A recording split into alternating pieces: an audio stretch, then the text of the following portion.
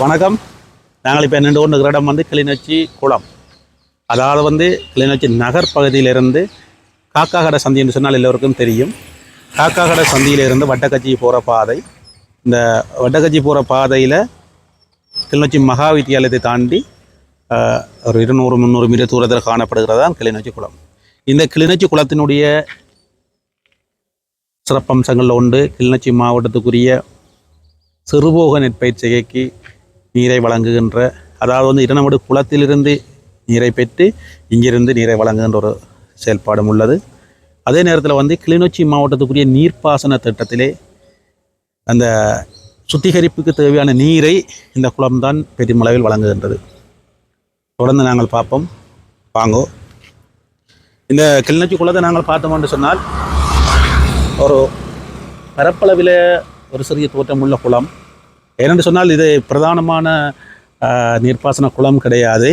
இரநமடுவிலிருந்து பெற்றுக்கொள்கின்ற நீரையும் உள்வாங்கி அங்காலே நீர்ப்பாசன வாய்க்காலுக்கு வழங்கி கொண்டிருக்கின்ற ஒரு குளம்.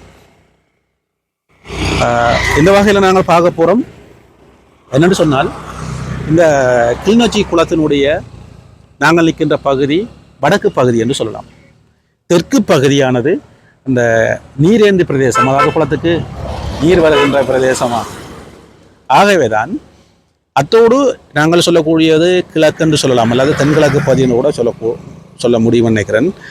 அங்கிருந்து வருகின்ற இந்த இரநமடு குளத்திலிருந்து இந்த குளத்துக்கு நீர் வருகின்ற நீர்ப்பாசன வாய்க்கால் ஊடாக பிரதானமாக நீரை பெற்று இந்த கிளிநொச்சி குளமானது இங்கிருந்து இந்த வடப்பகுதியினூடாக, இந்த வடக்கு வாய்க்காலின் ஊடாக நீர்ப்பாசனத்தை செய்கின்றது. அதாவது சிறுபோக நிலங்களுக்குரிய நீரை மேற்கொள்ளுகின்ற, நீரை வழங்குகின்ற போதும் இங்கே பிரதானமாக காணப்படுவது ஒரு நீர் சுத்திகரிப்பு நிலையத்துக்குரிய நிலையம் என்று நாங்கள் சொல்லலாம்.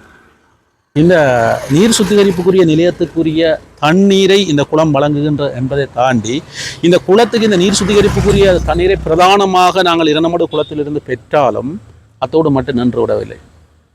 குறிப்பாக பாருங்கோ, இந்த தெற்கு பகுதியாக, இந்த குளத்தினுடைய தெற்கு பகுதியாக காணப்படுகின்ற நீர்வரத்து பகுதியிலே இந்த கனகாம்பியை குளத்திலிருந்து வருகின்ற தண்ணீரம் வருகின்றது. அதே நேரம் கிளிநொச்சி நகர்ப்பகுதியில் காணப்படுகின்ற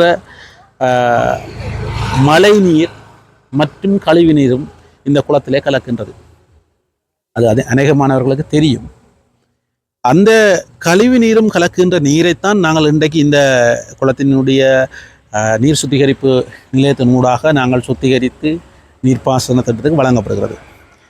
இந்த கழிவுநீர் கலக்கப்பட்டாலும் இங்கே சுத்திகரிக்கப்படுகின்ற என்கின்ற ஒரு நிலைப்பாட்டை தாண்டி எங்களுடைய கிளிநொச்சி மாவட்டத்துக்குரிய மிகப்பெரிய வரப்பிரசாதமாக இரநமடு குளத்தை நாங்கள் சொல்லுவோம்.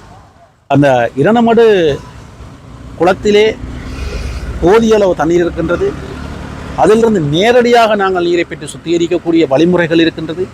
இருந்த போதிலும் நாங்கள் கிளிநொச்சி குளத்துக்கு எடுத்து, இந்த கிளிநொச்சி குளத்திலிருந்து நாங்கள் இந்த நீரை இந்த நீர்ப்பாசன சுத்திகரிப்பு நிலையத்துக்கு எடுக்கின்ற போது சில இல்லை, அந்த சுத்திகரிப்பின் செலவு கூடுதலாக இருக்கலாம். அதனுடைய ப்ரோசஸ் என்று சொல்லக்கூடிய செயல்பாட்டு முறைகள் அதிகமாக இருக்கலாம். இவ்வாறாக பல நிலப்பாடுகள் காணப்படுகிறது என்பது குறிப்பிடத்தக்கது. ஏன் நாங்கள் இந்த சுத்திகரிப்பு நிலையத்துக்குரிய நீரை நேரடியாக இரநமடு குளத்திலிருந்து பெற்று அந்த இரநமடு குளத்தினுடைய நீரை நாங்கள் சுத்திகரிக்கக்கூடாது? இந்த கிளிநொச்சி நகர்ப்பகுதியில் காணப்படுகின்ற கழிவு நீர் கலக்குகின்ற இந்த நீரைத்தான் நாங்கள் சுத்திகரிக்க வேண்டுமா என்கின்ற கேள்வி கிளிநொச்சி மக்கள் பலரிடம் உள்ளது. அதை இன்றைக்கு நாங்கள் இந்த பொதுவெளியிலேயும் கூறுகின்றோம். இது இன்றைக்கு நாங்கள் கதைக்கின்ற விடயம் என்பதை தாண்டி பல காலமாக, பல நாட்களாக இந்த கேள்வியை சமூக ஆர்வலர்கள், சமூக நலன் விரும்பிகள், கிளிநொச்சி மக்கள் சார்பாக கேட்கப்படுகின்ற கேள்வி. இதை நாங்கள் இன்றைக்கு இன்னும் கொஞ்சம் உரத்துக்கு கேட்போம் என்ற ஒரு முடிவோடு, இது இன்றைக்கு நாளையோட முடிகின்ற பிரச்சனை இல்லை, இது காலகாலமாக தொடர்கின்ற பிரச்சனையாக காணப்படுகிறது. இதற்கு பல காரணங்கள் கூறப்படலாம். இடவசதி இல்லை என்று சொல்லப்படலாம், அல்லாது இங்கே தான் இந்த சுத்திகரிப்பு நிலையத்துக்குரிய ஒதுக்கீடுகள் உள்ளதாகவும் கூறப்படலாம். இது தொடர்பாக இந்த கிளிநொச்சி மாவட்டத்தை பிரதிநிதித்துவம் செய்கின்ற பாராளுமன்ற உறுப்பினர் மற்றும் பிரதேச சபை உறுப்பினர்கள் மற்றும் இதர மக்கள் பிரதிநிதிகள், அமைப்புகள், பொது அமைப்புகள் மற்றும் அரசு அதிகாரிகள் கவனத்தில் கொண்டு இதுக்குரிய ஏதாவது ஒரு மாற்று வழியை மேற்கொண்டால் நல்லதாக இருக்கும் என்பது என்னுடைய கருத்து. தொடர்வோம்.